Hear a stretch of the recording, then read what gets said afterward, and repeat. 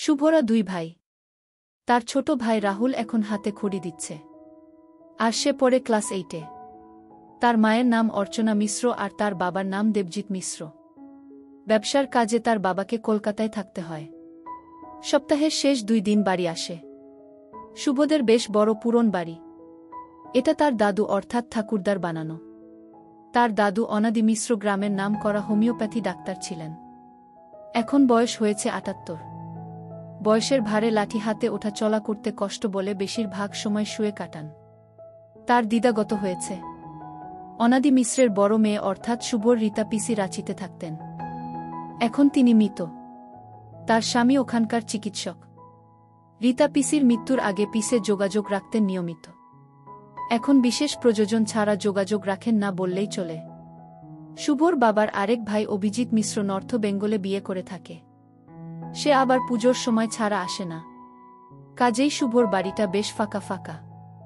এই বাড়িতে বিরাট প্রাচীর দিয়ে গাছ-গাছালি জামের বাগান আছে। তবে সেসব এখন আগাছায় ভরে গেছে।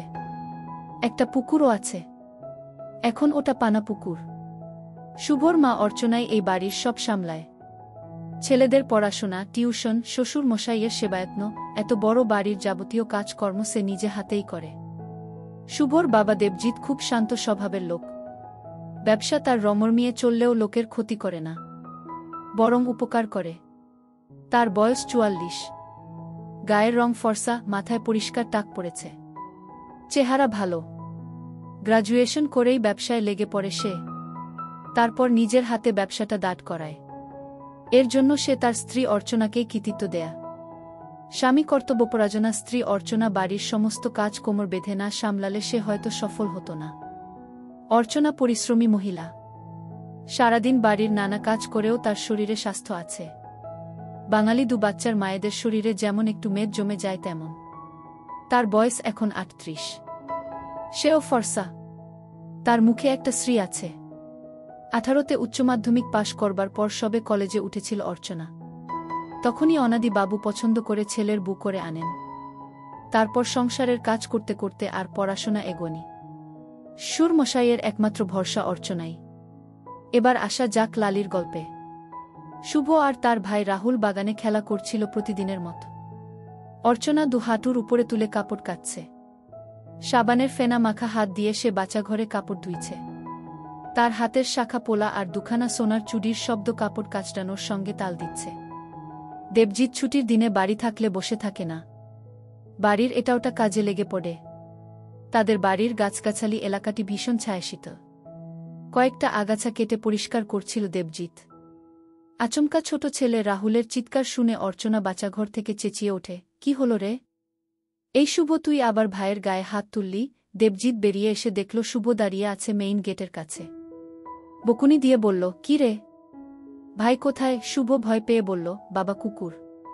কুকুর? দেবজিৎ বেরিয়ে এসে দেখল একটা কুকুরকে ঘিরে রেখেছে গোটা 4-5 নেডি। দেবজিৎ ঢিল ছুটতেই সবটা পালালো।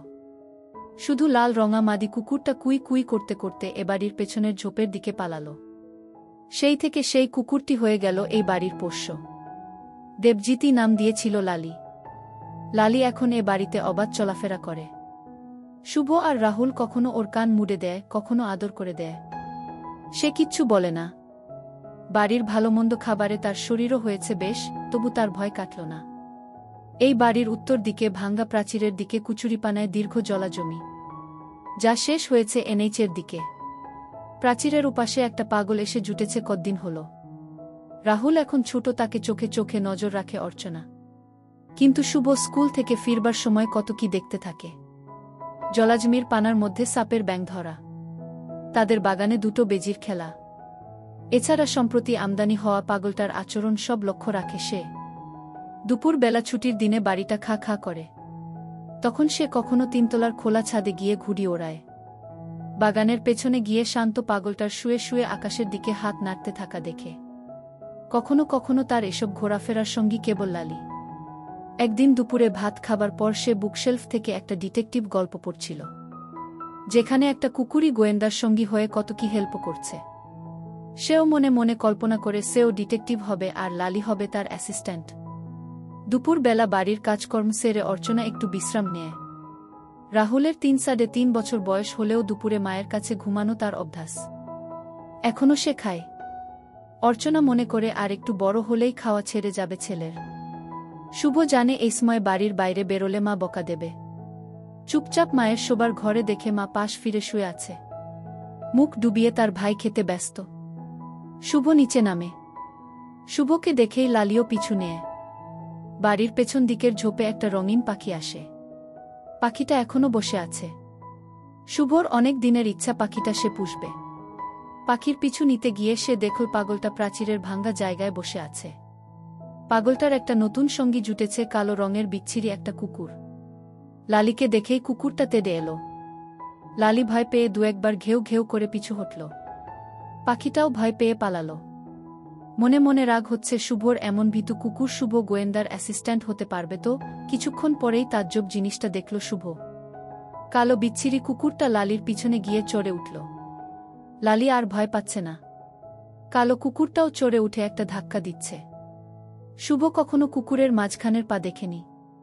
পরিষ্কার দেখছে কুকুরের মাঝখানের পাটা লালির ওখানে ঢুকে যাচ্ছে। কতক্ষণ ধরে এসব দেখছে শুভ। তারপর সেই ধাক্কা আর নেই। শুরু হল কাঁপুনি। যেন দুটো কুকুর জুড়ে গেছে। এমন দৃশ্য যে কেন হলো বুঝতে পারল না শুভ। সেদিনের পর থেকে পাগলটার কালো কুকুরটাকে দেখলেই ধারে কাছেই ঘেঁষে না লালি।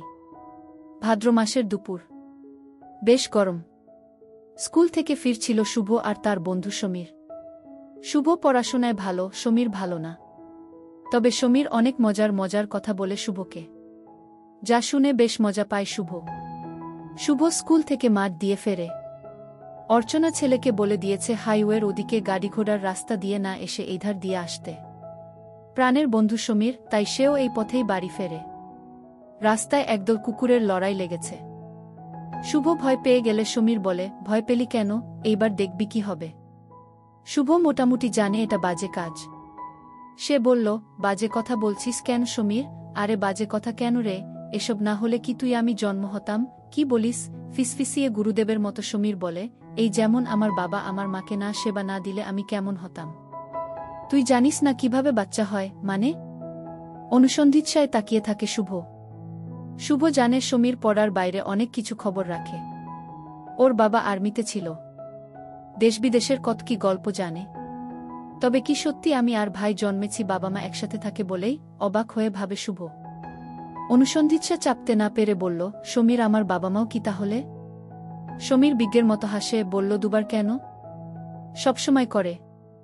আনন্দ হয়। আমাদের বিয়ে হলে আমরাও করব। ততক্ষণে একটা কুকুর আর একটা কুকুরকে বাগে নিয়ে ফেলেছে। অবিকল পাগলের কালো কুকুরটা লালির সঙ্গে যেটা করছিল সেইটাই দেখছে শুভ। সমীর বলল, ওই দেখ, ওই দেখ। শুভ অবাক হয়ে ভাবছে, তবে লালিরও বাচ্চা হবে। বাহ, হলে তো ভালো। নতুন কুকুর ছানা হবে। আবার ভাবল, বাবা ও কি মাকে এরকম? সমীর বলল, কি ভাবছিস শুভ? মানুষও কি এরকম? এরকমই, তবে একটু অন্যরকম। ছি, এগুলো বাজে কথা রে সমীর। বলছিস কেন? বাজে হবে কেন? শুন, তবে এসব বড়দের কাজ বলে এগুলোকে লোকে লুকিয়ে লুকিয়ে করে। কিন্তু এগুলো বাজে হবে কেন? আচ্ছা সমীর, তুই কখনো এসব দেখেছিস? সমীর একটু চুপ করে বলল, প্রায় রাতে বাবা মাকে দেখি তো। তবে জানিস শুভ, কাউকে বলিস না। আমার বাড়িতে যে সুবীর কাকা ভাড়া থাকত, বাবা যখন আর্মিতে ছিল, তখন কাকা মাকে সেবা দিত। বাবা দূরে থাকলে মা কি করবে, তাই লুকিয়ে লুকিয়ে ওই কাকাই তো মাকে আনন্দ দিত। তবে শুনে রাখ, এসব কাউকে বলবি না। এসব গোপন ব্যাপার। তুই যদি আরও জানতে চাস তোকে বই এনে দিব, কিন্তু কাউকে বলবি না। বেশ কয়েকদিন কেটে গেছে। এর মাঝে শুভ যেন অনেক বড় হয়ে গেছে। সে এক রহস্যময় জগতে প্রবেশ করেছে। লুকিয়ে লুকিয়ে সমীরের দেওয়া বেশ কিছু বই পড়ে জেনে ফেলেছে সেবা কি। সত্যি যে এতে আনন্দ তা বুঝতে পেরেছে লালিকে দেখে। লালি যতই ভয় পাক ওই কালো বিচ্ছিরি কুকুরটাকে, তবু মাঝে মাঝেই দুটো জোড়া লেগে গেলে লালি কেমন চুপ করে যায়। সবচেয়ে মজার জিনিস যেটা শুভ জেনেছে সেটা হলো, মেশিন মাঝে মাঝে দাঁড়িয়ে যায় কেন। বই পড়ে সে বুঝে গেছে তার কারণ। অথচ তার মা যখন ভাইকে দুপুর বেলা ঘুম পাড়ানোর জন্য খাওয়ায় তখন তার মাঝে মাঝে লাফালাফি করত। এখন সে জানে। তাছাড়া তার প্রাণের বন্ধু তথা গুরু সমীরও শিখিয়ে দিয়েছে কিভাবে সব কিছু লুকিয়ে রাখতে হয়। এতসবের মাঝেও সে তার বাবা মাকে কখনো সেবা দিতে দেখতে পায় না। শুভ মনে করে তার বাবা মা এসব করে না হয়তো।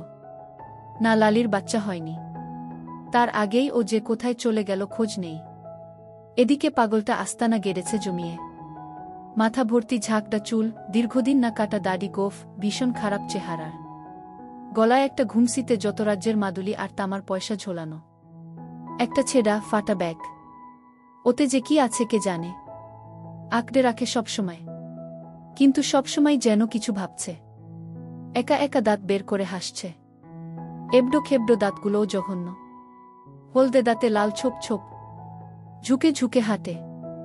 দিনের বেলা মাঝে মাঝে হাইওয়ের দিকে যায়। রাস্তায় লোকের ফেলে যাওয়া পোড়া বিড়ি তুলে খায়, কিন্তু বেশি দূর যায় না। এই পাগলটাকে শুভ পর্যবেক্ষণ করে।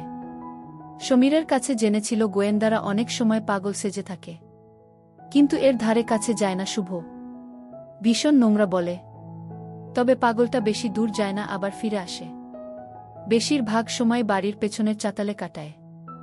মাকেই বাজার যেতে হয়, কিন্তু বাবা বাড়ি থাকলে বাবা যায়।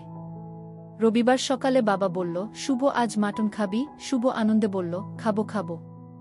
অর্চনা রান্নাঘরে চা করতে করতে বলল, বাপ, ছেলেতে খালি খাওয়ার চিন্তা না। অর্চনা, একটাই তো ছুটি পাই। শুভর বাবা মায়ের কাছে গিয়ে বলল, আর আমার তো কোনো ছুটি নেই। শুভ, তবে আজ আর মাটন হচ্ছে না। তোর মা নাকচ করে দিয়েছে।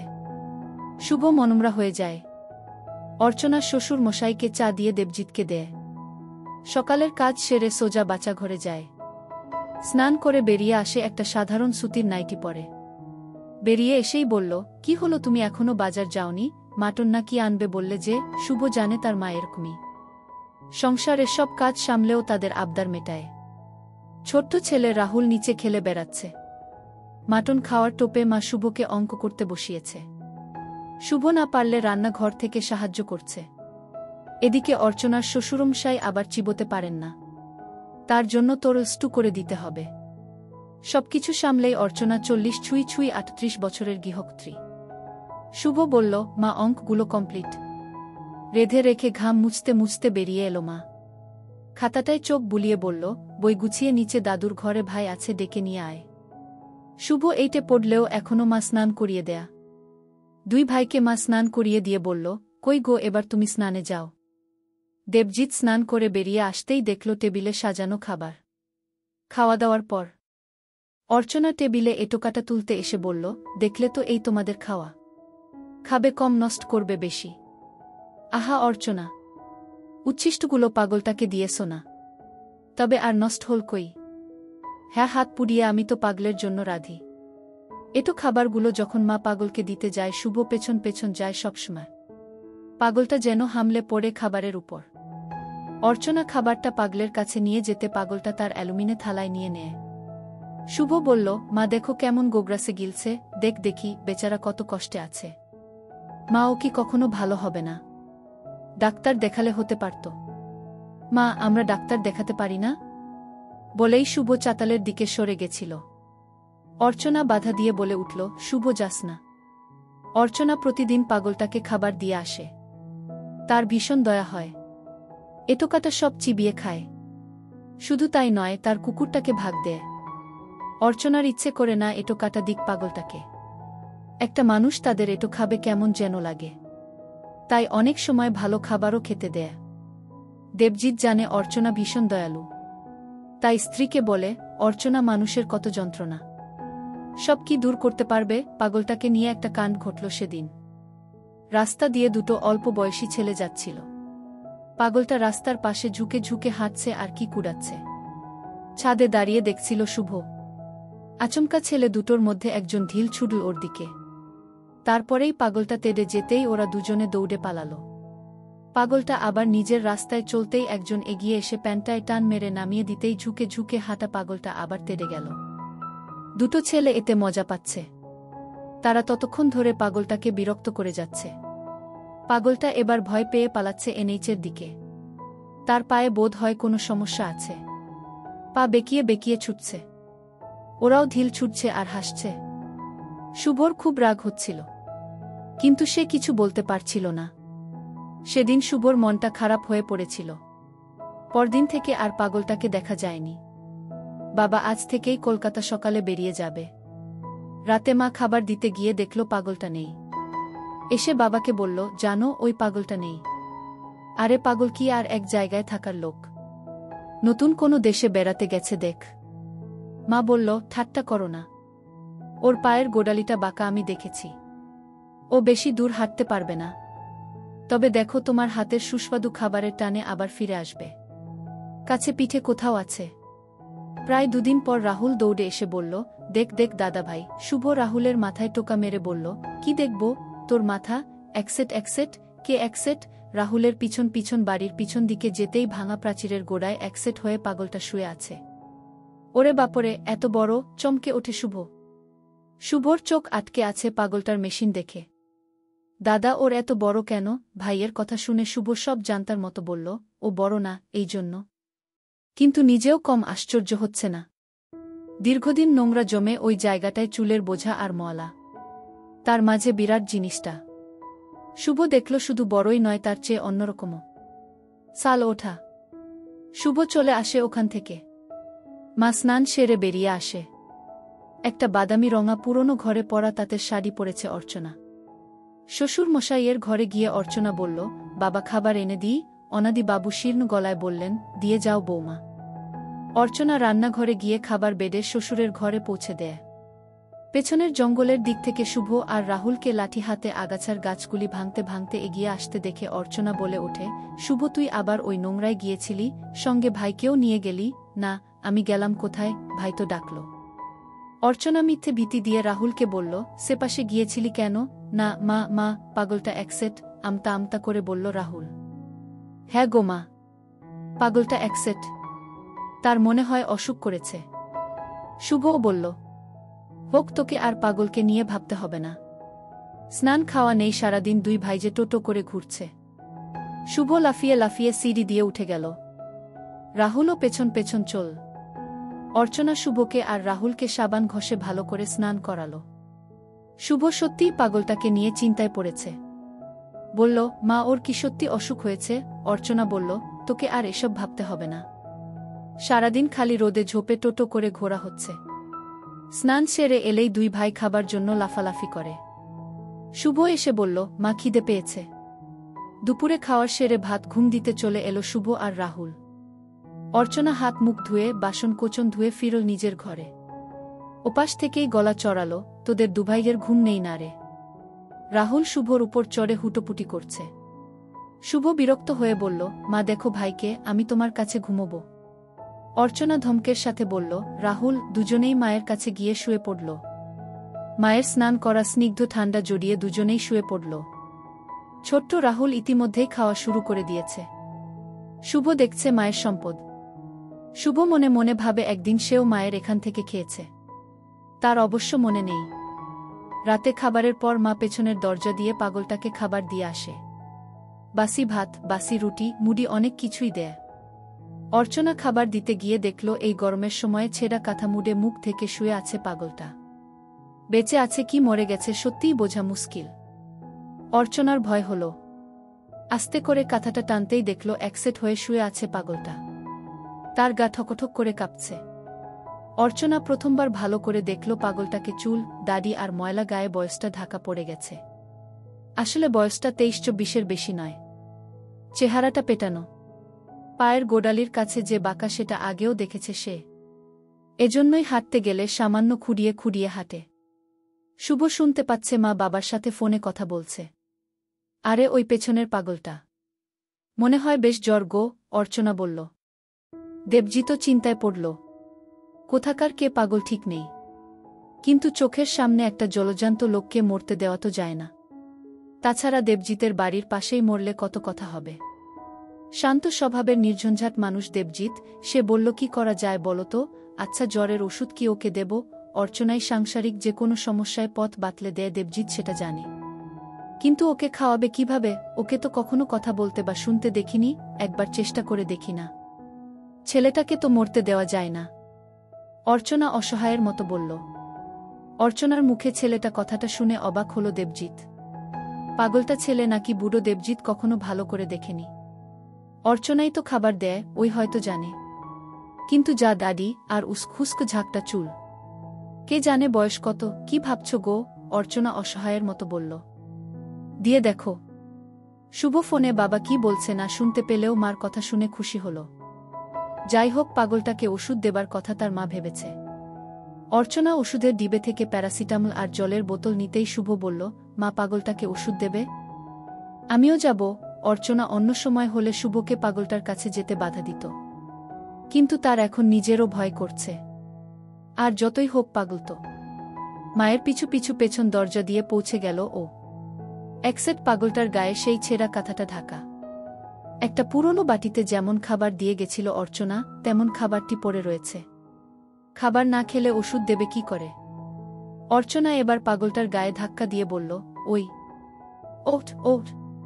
প্রথম দুটো ধাক্কায় পাগলটা উঠতে না চাইলেও তৃতীয় ধাক্কায় উঠে বসল। আবছা আলো, তার মুখের অভিব্যক্তি দেখা যাচ্ছে না। অর্চনা বলল, খা আগে খা। পাগলটা বোধ হয় কথা বোঝে। খপখপ করে খাচ্ছে সে। শুভ বলল, মা কেমন লোভীর মতো খাচ্ছে দেখো। এরকম বলতে নেই শুভ, ও অসুস্থ না, তাই এরকম করছে। অর্ধেকটা খাওয়া হতেই অর্চনা তার দিকে ওষুধটা বাড়িয়ে দিয়ে বলল, এই নে, গিলে নে। জলের বোতলটা ছিপি খুলে বাড়িয়ে দিল। কি অদ্ভুত, বাধ্য ছেলের মতো গিলে নিল ওষুধটা। অর্চনা নিশ্চিন্ত হল। বলল, এই দেখ, জলের বোতল রেখে গেলাম, তেষ্টা পেলে খাস। সে কি বুঝল কে জানে, এক দৃষ্টিতে অর্চনার দিকে তাকিয়ে আছে। আবছা আলোধারিতে কেবল তার চোখ দুটো জ্বলছে। শুভ এসে ঘুমিয়ে পড়েছিল। ঘুমটা ভাঙল মাঝরাতে বাজ পড়ার শব্দে। অর্চনা দেখল বেশ বৃষ্টির ছিটা আসছে। উঠে পড়ে জানালার সার্সিগুলো আটকে দিল। ছেলের ঘরে গিয়ে জানলাগুলো আটকে দিল। নিচে শ্বশুর মশাইয়ের ঘরে গিয়ে দেখল জানলাগুলো বন্ধ আছে। তক্ষুনি নিচতলার পেছন দরজা দেখে অর্চনা বুঝতে পারল পাগলটার অবস্থা। এই বৃষ্টিতে যদি ভিজতে থাকে তাহলে জ্বরের উপর আর বাঁচবে না। কিন্তু কি করবে অর্চনা? অতশত না ভেবে সোজা দরজা খুলে বেরিয়ে গেল। বাইরে তখন ঝড়, বৃষ্টি আর বজ্রপাত। পাগলটা কাঁথাটা মুড়ে ভিজে বসে আছে দেওয়ালের এক কোণে। অর্চনা ঠেলা দিয়ে বলল, ওঠ ওঠ। সে যেন উঠতেও পারে না। অর্চনার কাছে এখন মানবিকতা সবচেয়ে শক্তিশালী। সে পাগলটাকে টেনে তুলল। নিজের কাঁধে পাগলের একটা হাত রেখে টেনে টেনে আনল ঘরের ভিতর। এখন তার মাথায় কাজ করছে না পাগলটা কত নোংরা। অর্চনা সম্পূর্ণ ভিজে গেছে। শ্বশুর মশাইয়ের ঘরের পেছনের ছোট পরিত্যক্ত গুদাম ঘরে নিয়ে গেল তাকে। এই ঘরে একটাও আলো নেই। অর্চনা দ্রুততার সাথে একটা মোমবাতি আর গামছা আনল। পাগলটা বসে কাঁপছে। অর্চনা মোমবাতিটা জ্বালিয়ে পাগলটার ভেজা গায়ে গামছাটা দিয়ে মুছে দিতে লাগল। এই প্রথম এত কাছ থেকে পাগলটাকে দেখছে অর্চনা। মাথাটা নোংরা, চুল, দাড়ি, কপাল ও গালে কোথাও কোথাও কাটা কাটা দাগ। চোখ দুটো বোজা বোজা। হাতে হিন্দিতে উল্কি করে লেখা করিম। তার মাঝেও বোঝা যাচ্ছে বুড়ো বা আধবুড়ো লোক নয়, সে 23-24-এর অল্প বয়সী ছেলে। আর মেশিন দেখে চোখ সরাতে পারছে না অর্চনা। জ্বর নাকি অন্য কিছু পাগলটার? পাগলের চোখ অর্চনার দিকে। অর্চনা কাঁপছে তিরতির করে। কতদিন সে সেবা নেয়নি। শুভর বাবার আর আগ্রহ নেই। অর্চনার ইচ্ছে হলেও মানুষটাকে জোর দেয় না। সেই অভুক্ত নারীর সামনে একটা তরতাজা একসেট পুরুষ, একটা নিষিদ্ধ অভিলাষ, একটা অসহ্য, তার সাথে অর্চনার সতীত্ব, সমাজ, নোংরা চেহারাটার প্রতি ঘৃণা, এসবের দ্বন্দ্ব চলছে। কিন্তু এই দ্বন্দ্ববোধ স্বল্পক্ষণের। সেই রাত অর্চনার জীবনকে উল্টে পাল্টে দিল। সকালে যখন ঘুম ভাঙে শুভর, সে দেখে তার মা তখনও ঘুমোচ্ছে, ভাইও ঘুমিয়ে। শুভ টয়লেটে গিয়ে দেখে মায়ের কালকের পরা শাড়ি, সায়া সব একটা বালতিতে চোবানো। শুভ বুঝতে পারল মা তবে সকালে স্নান করে নিয়েছে। স্নানের পর তো মা ঘুমো না। তবে কি মার শরীর খারাপ? শরীর খারাপ ভাবতেই শুভর মনে পড়ল পাগলটার জ্বরের কথা। ব্রাশ মুখে গুজে শুভ মাকে না বলেই ভোরের মেজাজে পেছন দরজা খুলে চলে গেল পাগলটা যেখানে থাকে সেখানে। ভেজা মাটি দেখে বুঝতে পারল কালকে খুব বৃষ্টি হয়েছে। কিন্তু কোথায় পাগল? মা বাবাকে বলছিল পাগলটা মরে যেতে পারে। মরে গেল নাকি? মরে গেলে তো উবে যাবে না। চারপাশ ভালো করে দেখল শুভ না। পাগলের সঙ্গে থাকা কিছু নোংরা জিনিস, ছেঁড়া কাঁথাটা, কালকের সেই খাবারের বাটি আর জলের বোতল ছাড়া কিছু নেই। শুভ দরজা লাগিয়ে পেছন ঘুরে দেখল গুদাম ঘরের দরজার বাইরে মায়ের ঘরে পরা চপ্পল। ব্রাশ করতে করতেই দরজাটা খুলে ফেল শুভ। কে শুয়ে আছে? দাদুর পুরনো কম্বল মুড়ে। কাছে গিয়ে দেখল পাগলটা। এখানে এলো কি করে? তবে কি মা ওকে থাকতে দিয়েছে? শুভ গুদাম ঘর থেকে বেরিয়ে সোজা মাকে ডাকতে শুরু করল, মা, মা, ও মা। শুভ ডাকতেই অর্চনার ঘুম ভাঙল। ক্লান্ত গলায় বলল, পড়তে বস, আমি খাবার বানিয়ে দিচ্ছি। রাহুল খেতে চাইছে, কিন্তু পাচ্ছে না। অর্চনা বুঝতে পারছে ছেলে পাচ্ছে না, ছেলে আর পাবেই বা কোত্থেকে? কাল রাতে যে ছেলের বদলে অন্য কেউ খেয়েছে সারারাত। পাল্টে পাল্টে দিলেও পেল না রাহুল। রাহুলকে আদর দিয়ে বলল, শেষ বাবা, দুপুরে দিব। রাহুলের বায়না প্রচণ্ড। বলল, মা, আমি এখুনি খাব। অর্চনার প্রচণ্ড ঘুম পাচ্ছে, বলল, কাঁদে না বাবা, রাতে একটা রাক্ষস এসেছিল, সে খেয়ে চলে গেছে। এবার যদি কাঁদিস তাকে ডেকে আনব। রাহুল রাক্ষসের গল্প শুনে ভয় পেলে মায়ের গায়ে লেপ্টে লুকিয়ে পড়ল। অর্চনা রাহুলের পিঠে হাত বুলিয়ে দিতে দিতে ঘুমিয়ে পড়ল। আজ সকালে হলদে সুতির শাড়ি আর লাল রঙের ঘরোয়া ব্লাউজ পরেছে অর্চনা। ছেলেদের জলখাবার দিয়ে রান্নাঘরে যায়। নিজেরও বেশ খিদা। প্রচুর দুধ হয় বলে সে রাহুলের খাবার জন্য রেখে বাকিটা টেনে ফেলে দেয়া। ভোরে ঘুম থেকে উঠবার সময় ছেলে আবদার করে, তাই অর্চনা বেশিরভাগটা টেনে বের করে রাহুলের জন্য অল্প রেখেছিল। কালও তাই করেছিল অর্চনা, কিন্তু রাহুলের ভাগের অন্য কেউ খেয়েছে, তাই অর্চনার এখন শূন্য। শুভর আজ স্কুল। অর্চনা শুভর জন্য খাবার টেবিলে খাবার বাড়ছিল। শুভ বলল, মা, পাগলটা কি আমাদের ঘরে থাকবে? অর্চনা চমকে যায়। পরক্ষণে বলল, ও তো অসুস্থ, এখন কদিন থাক, তারপর তোর বাবা এলে একটা ব্যবস্থা হবে। শুভ স্কুল চলে গেছে। রাহুল দোতলার ঘরে খেলছে। অর্চনা সকাল থেকে একবারও পাগলটাকে দেখতে যায়নি। তার কেমন যেন ভয় ও লজ্জা দুটোই করছে। কাল রাতে যা হলো তা ভাবতেই শিহরিত হয়ে উঠল অর্চনা। কতদিন পর এমন শরীরের সুখ পেল। মনে মনে ভাবল, কেন এমন হলো? ইস, নিজেকে সে তারপর কতবার দোষারোপ করছে, কিন্তু তবু বারবার ওই ঘরের দরজার কাছে গিয়েও ফিরে আসছে। অর্চনা নিজেকে সান্ত্বনা দিল, যা হয়েছে সেটা একটা দুর্ঘটনা। কি হলো তারপর? গতকাল রাতে অর্চনা যখন ভাবছে, তার সামনে দাঁড়িয়ে উঁচিয়ে উঠছে অর্চনার দিকে। অর্চনা বুঝতে পারছে পাগল হলেও এর উত্তেজনা আছে। এত বড় মেশিন দেবজিতের নয়। অর্চনার নিজেরও গা সম্পূর্ণ ভেজা। পাগলটার হাঁটুগুলো মুছিয়ে উঠে দাঁড়ায় সে। একটা বাজ পড়ে কড়ক দিয়ে। বজ্রপাতের শব্দই যেন সূচনা সঙ্গীত। পাগলটা টেনে ধরে। অর্চনা বুঝতে পারছে এত পাগল নয়, এ এখন পুরুষ। এর গা নোংরা, মুখে দুর্গন্ধ, সারা গায়ে ঘাম আর ময়লা মেশা। এসবের মাঝে বেশ শক্তপোক্ত যুবক। অর্চনার চেয়ে 11-12 বছরের ছোট তো হবেই। অর্চনার এখন 38 আর পাগলটির বয়স 23-24-এর বেশি নয় বলে মনে হয়। অর্চনা কিছু বোঝার আগেই পাগলটি বোধ হয় সব বুঝে গেছিল। অর্চনারকে হামি দেয়। অর্চনা আচমকা এমন কাজে হতভম্ব হয়ে যায়। পাগলও হামি দিতে জানে। অর্চনা টের পাচ্ছে পাগলের মুখের দুর্গন্ধ, কিন্তু এমন সময় সেসব কিছু বাধা নয়। ছেলেটার গায়ে জোর আছে। অর্চনার প্রায় পড়ে যাবার উপক্রম, সে কোনক্রমে পাশে ভাঙ্গা আসবাবের স্তূপ থেকে বেরিয়ে আসা একটা কাঠের বাটাম ধরে ফেলে। আকস্মিত সবকিছু ঘটে যাওয়ায় অর্চনা কিছু ঠাহর করতে পারে না। মনে মনে ভাবে, কে জানবে এই তীব্র ঝড়ের রাতে অন্ধকার ঘরে অর্চনা কার সাথে কবে কি করেছে। নিজেকে অজুহাত, সান্ত্বনা এসব দেওয়া ছাড়া এখন কি আর আছে? রাতের কথা পুনর্বার ভাবতেই অর্চনার শিহরণ হচ্ছে, ভিজে যাচ্ছে। দেহের কাছে ডাহা হেরে বসে আছে অর্চনার মতো স্বামী সন্তান পরায়ণা দায়িত্বশীল মাও। সে এখন ভাবছে নিজের সুখ। ভালো করে খাবার সাজিয়ে একটা থালা নিয়ে ঢুকে যায় গুদাম ঘরে। রাহুল দেখছে দাঁড়িয়ে দাঁড়িয়ে, তার মা গুদাম ঘরে ঢুকে একবারও তার দিকে না তাকিয়ে দরজা আটকে দিল। রাহুল অবশ্য ছাদে চলে গেল খেলবে বলে। অর্চনা একজন 2 সন্তানের মা, উচ্চমাধ্যমিক পাশ শিক্ষিতা, 38 বছরের ঘরোয়া রমণী। তার পরনে ঘরে পরা হলদে সুতির শাড়ি, হাতের থালায় খাবার, ভাঙ্গা আসবাবে ভর্তি গুদাম ঘর। দূরে ভাঙ্গা একটা সেকেলে খাটে জুবুথুবু হয়ে বসে আছে ঝাঁকটা মাথা, খোঁচা খোঁচা দাড়ি, 23-24 বছরের একটা রাস্তার পাগল। তার মুখ দিয়ে লালা ঝরছে। খুব কাছ থেকে দেখছে অর্চনা।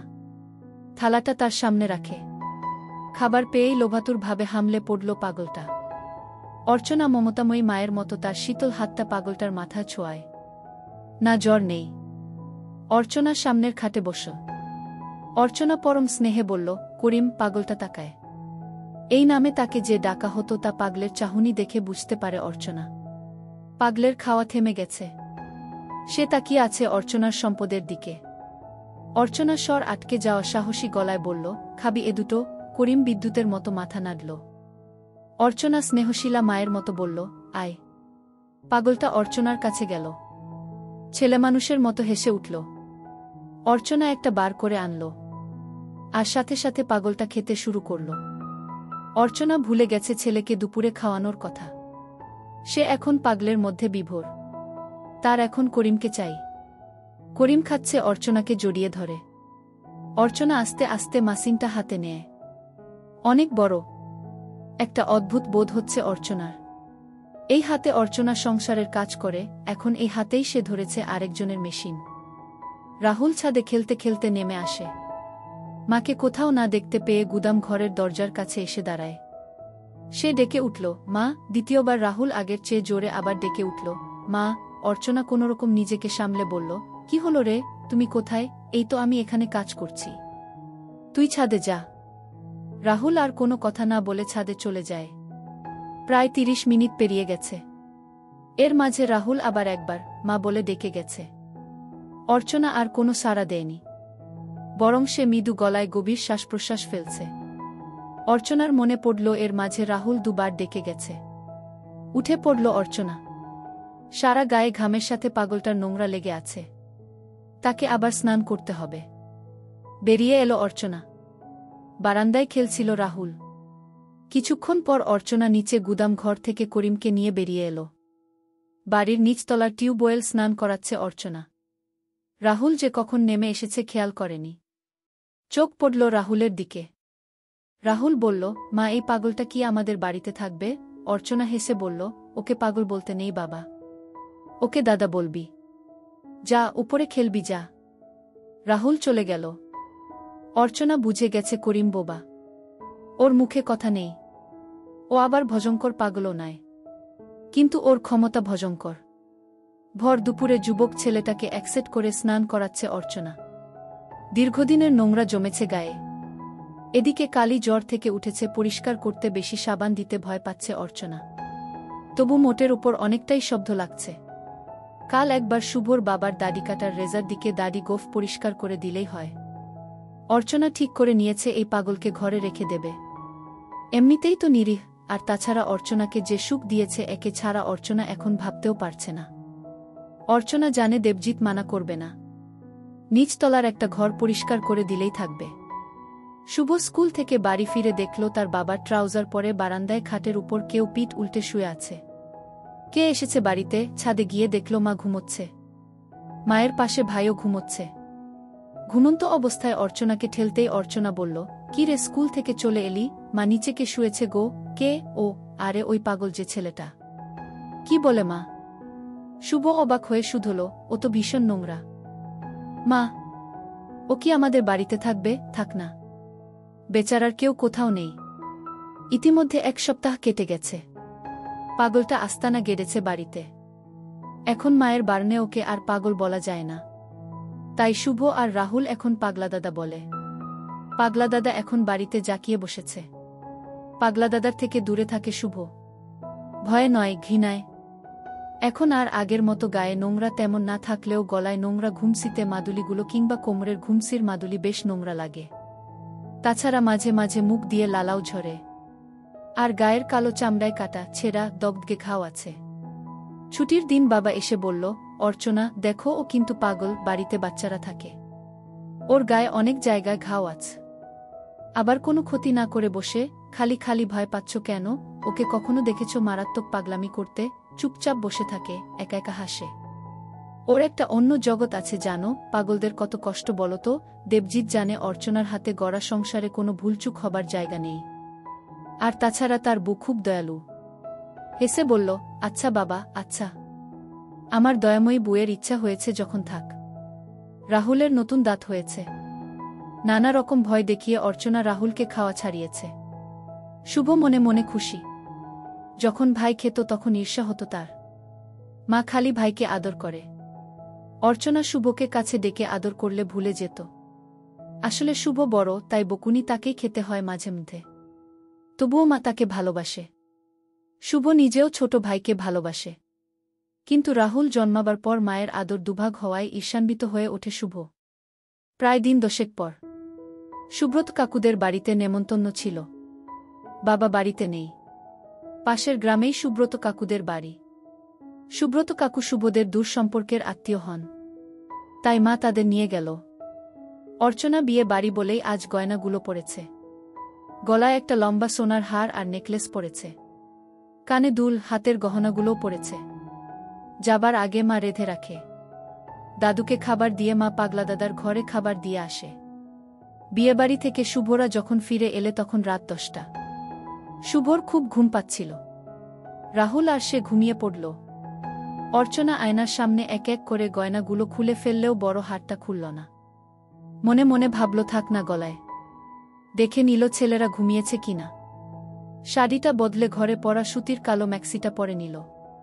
করিমের কাছে যাওয়ার জন্য ম্যাক্সি পরাটাই সুবিধের। একটানে নামিয়ে ফেলা যায়। গুদাম ঘরের পাশে করিমের থাকবার জন্য ছোট ঘর হয়েছে। একটা ল্যাম্বিস খাট আর সিলিং পাখা দেওয়া হয়েছে।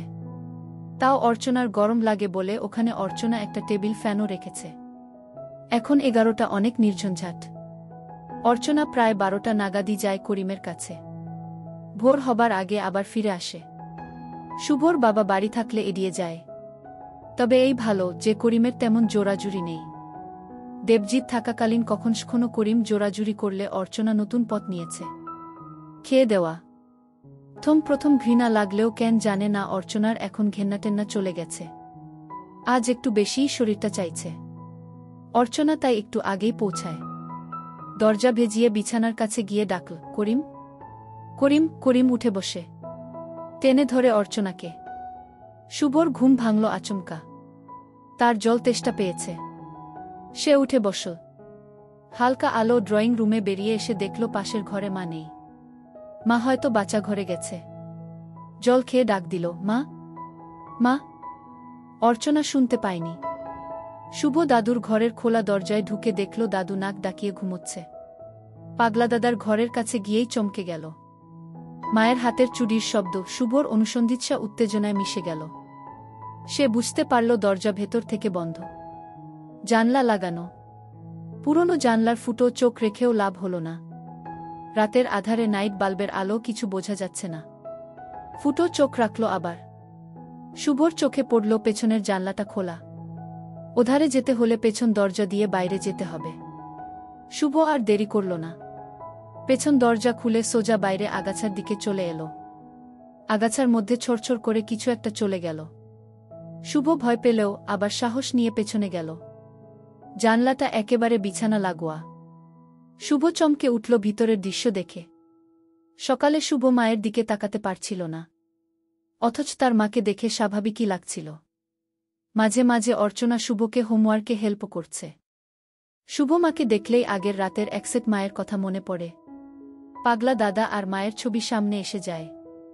সেই ভোরে করিমকে খাইজে ফিরে আসে অর্চনা। তারপর সারা সকাল শুভ থাকতে থাকতে সুযোগ নেই। শুভ স্কুল গেলেই বাড়ি ফাঁকা। বুড়ো শ্বশুর মশাই বিছানা ছেড়ে উঠতে পারেন না। ছোট ছেলে রাহুল এখনো কিছুই বোঝে না। তখন দুপুরটা করিমের কাছে কাটায় অর্চনা। শুভ পড়ায় মন বসাতে পারছে না। আজ দীপঙ্কর বাবুর ভৌতবিজ্ঞান ক্লাস আছে। রাতে পড়া হয়নি। সকালে মায়ের কাছে অঙ্কটা করে নিলেও ভৌতবিজ্ঞান পড়া হয়নি। দীপঙ্কর বাবু খুব মারধর করেন। তাছাড়া শুভ ভালো ছাত্র, পড়া না পারলে প্রেস্টিজও তার একটা বিষয়। মা ব্যাগে টিফিন বক্স রেডি করে দিল। শুভ ভাত খেয়ে স্কুল রওনা দিল। যাবার সময় মাঠের কাছে যেতে দুষ্টু বুদ্ধি এলো, আজ যদি স্কুল না যাই, বাড়ি গেলেই মা বকবে। যদি লুকিয়ে পড়ি, মা আর পাগলা দাদা আর কি করে দেখব। শুভদের বিরাট বাড়ি আর তার ক্যাম্পাসে যে কেউ লুকিয়ে থাকতে পারে। শুধু তার চিন্তা ছোট ভাইকে নিয়ে। রাহুলের চোখে পড়া যাবে না। শুভ বাড়ির দিকে ফেরত এলো। গেটের কাছে এসেই ফুটবলটা না খেয়াল করায় হোঁচট খেল সে। কোনোরকমে শুভ ঢুকে পড়ল খপ করে। অর্চনা ছাদ থেকে বলল, রাহুল দেখ দেখি কে এলো। শুভ স্টান বাড়ির পেছন দিকে ঝোপের আড়ালে চলে গেল। রাহুল এসে একবার দেখে নিয়ে ফুটবলটা নিয়ে খেলতে শুরু করে দিল। শুভ সুযোগ বুঝে পেছন দরজা দিয়ে ঢুকল।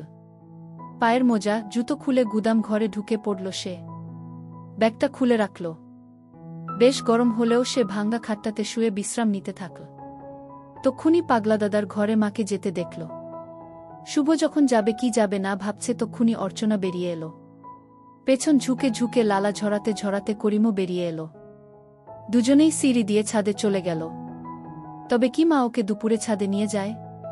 শুভ ছাদে গিয়ে দেখল পাগলা দাদা ড্রয়িং রুমে দাঁড়িয়ে আছে আর মা রান্নাঘরে। শুভ জানে একবার আলমারির পেছনে লুকোতে পারলেই সব কিছু দেখতে পাবে। তড়িঘড়ি আলমারির পেছনে চলে গেল। পায়ের শব্দ অর্চনার কানে যেতে বলল, কে রে? রাহুল। শুভ দেখে একসেট করিমের মাথায় গায়ে তেল মাখাচ্ছে। শুভ বুঝে গেছে মা পাগলা দাদাকে স্নান করাবে। অর্চনা ঘরের ভেতর থেকে নিজের শাড়ি নিয়ে আসে। শুভ অবাক হয়ে যায়, তবে কি মা আর পাগলা দাদা একসাথে স্নান করবে? সে ভাবছে যে করে হোক আলমারির উপরে উঠতে হবে, তবেই ঘুলঘুলি দিয়ে বাচ্চাঘরের দৃশ্য সে দেখতে পাবে। বাচ্চাঘরে ঢোকার আগে অর্চনা সিডির কাছে গিয়ে ডাক দিয়ে বলল, রাহুল নিচে খেলা করবি, কোথাও যাবি না। আমি স্নান করতে গেলাম। দোতলায় উঠবার সিডির মুখে দরজাটা বন্ধ করে দিল অর্চনা। এই দরজা কখনো বন্ধ করা হয় না। তার মানে বাচ্চাঘরে মা আর পাগলা দাদার কিছু একটা হবে। আয় বলে বাচ্চাঘরে করিমকে নিয়ে অর্চনা ঢুকে গেল। দরজা লেগে গেল। শুভ তড়াক করে আলমারির পেছন থেকে বেরিয়ে এলো। নিচে গুদামঘরে লোহার সিঁড়ি রাখা আছে। সেটা এখন আনা সম্ভব নয়। উপায় এখন তাকে আলমারির উপর উঠতে হবে। ড্রয়িং রুমের টেবিলে অনেক জিনিসপত্র আছে। খোপাখোপ জিনিসগুলো সরিয়ে একটা চেয়ার এনে রাখল। একটু শব্দ হলো তাতে। শুভ ভয় পেল, কিন্তু না, কিছুই হলো না। একটু এদিক ওদিক হলে হাত পা ভাঙবে, তাই খুব সাবধানে উঠে পড়ল আলমারির উপরে। মরেছে। বাচ্চাঘরের দরজা খোলার শব্দ। অর্চনা বেরিয়ে এলো। অর্চনা খেয়াল করল না আলমারির দিকটা। গামছা নিয়ে চলে গেল। শুভ স্বস্তির নিঃশ্বাস ফেল।